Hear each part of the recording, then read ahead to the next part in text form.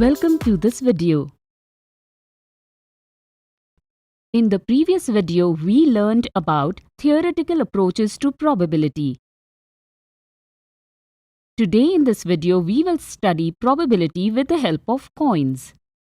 So let's understand this with the help of an example. Both Naman and Sachin want to play video games, but the problem before them is who should play the game first.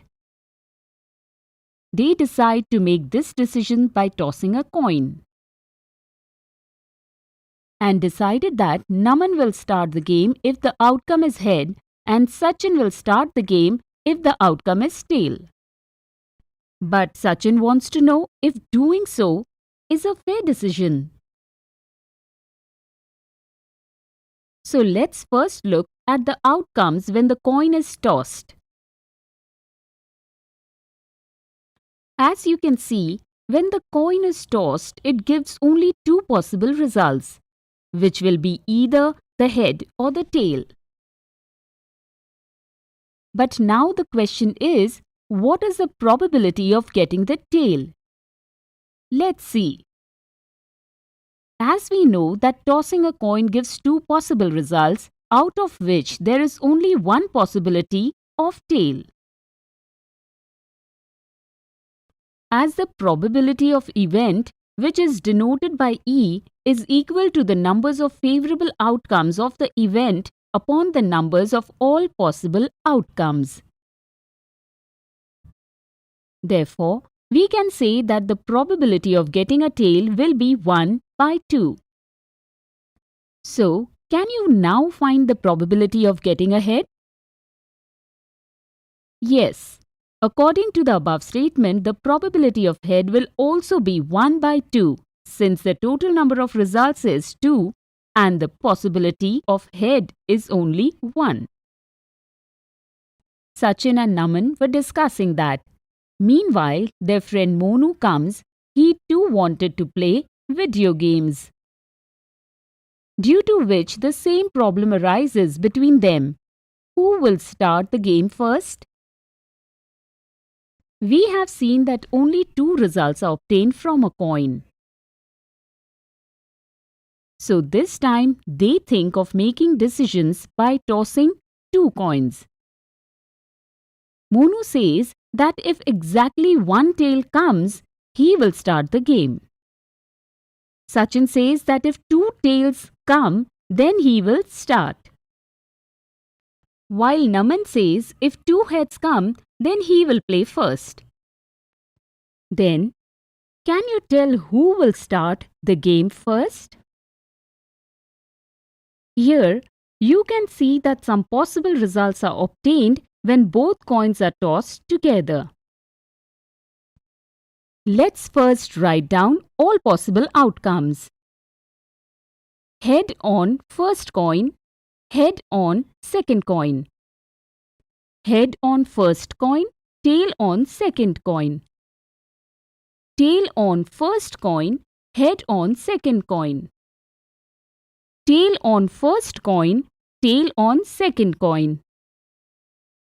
Therefore, we can say that a total of 4 outcomes are obtained by tossing two coins, where, using the formula of probability, we can say that the probability of two heads coming together is 1 by 4.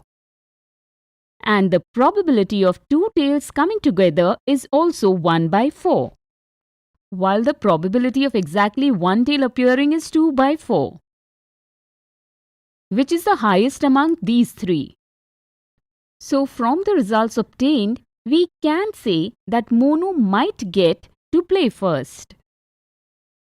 But Naman is not happy with this and asks to take the decision by tossing 3 coins instead of 2 coins, which we will see in the next video. In this video, we discussed the probability obtained by tossing 1 coin and 2 coins. In the next video, we will find the probability obtained by tossing 3 coins.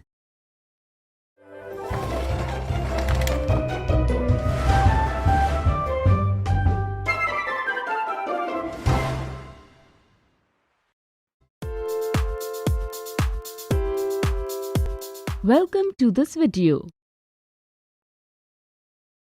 In our previous video, we discussed an example based on probability derived from 1 coin and 2 coins. Today, we will study probability with the help of 3 coins. As we saw in our previous video that Monu wanted to start playing video games after getting the probability of 2 coins, but Naman was not happy with this and asked to consider tossing 3 coins. Let us see what happened. Naman says that on tossing 3 coins, if the outcome is exactly 2 heads and 1 tail, he will start the game. While Monu says that he will play when exactly 3 heads come together. And Sachin says that he will play when exactly 3 tails come together. So, in this case, can you find out the maximum favorable probability of the event as to who can start the game?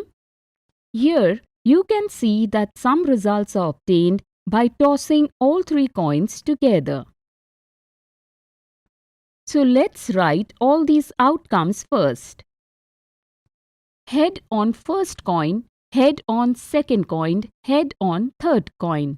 Head on first coin, head on second coin, tail on third coin. Head on first coin, tail on second coin, head on third coin. Head on first coin, tail on second coin, tail on third coin. Tail on first coin, head on second coin, head on third coin. Tail on first coin, head on second coin, tail on third coin. Tail on first coin, tail on second coin, head on third coin. Tail on first coin, tail on second coin, tail on third coin. Let us obtain the maximum possibility from the results obtained. In the probability formula, replace the value of the number of favorable outcomes of the event and the number of possible outcomes. Here, the 3 outcomes with exactly 2 heads and 1 tail are head, head, tail, head, tail, head, and tail, head, head. The probability of which is 3 by 8. While the total number of outcomes of 3 heads coming together is only 1, its probability will be 1 by 8. And similarly, the number of outcomes of 3 tails coming together is only 1, where the probability will be 1 by 8. According to which we can say that the maximum probability here will be of exactly 2 heads and 1 tail. According to which Naman has maximum chances of starting the game. Let us try to understand probability using another example. If 3 coins are tossed together, can you find the probability of obtaining at most 2 tails? As we know that when 3 coins are tossed together, the following results are obtained. Where we have to find 0 tail, 1 tail and 2 tails to get at most 2 tails. From the results obtained, we can observe that there are a total of 7 outcomes to obtain at most 2 tails favorable to the event. Substituting the value according to the above results in the probability formula, the probability of obtaining at most 2 tails is 7 by 8. But did you see some correlation between the number of coins and the number of total results in these examples? Yes, we saw that there are 2 outcomes for 1 coin, 4 outcomes for 2 coins and 8 outcomes for 3 coins.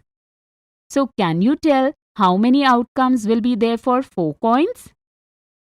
Looking at the above patterns, we can say that the number of results obtained is in the form of 2 to the power of n, where n is the total number of coins. With the help of which we can tell that 4 coins will have a total of 16 results. You can also use it to know the results of tossing more coins. So, hopefully, you have understood the probability of obtaining the outcomes related to the coins. Hopefully, you will experiment with more coins to find the probability in such an interesting way.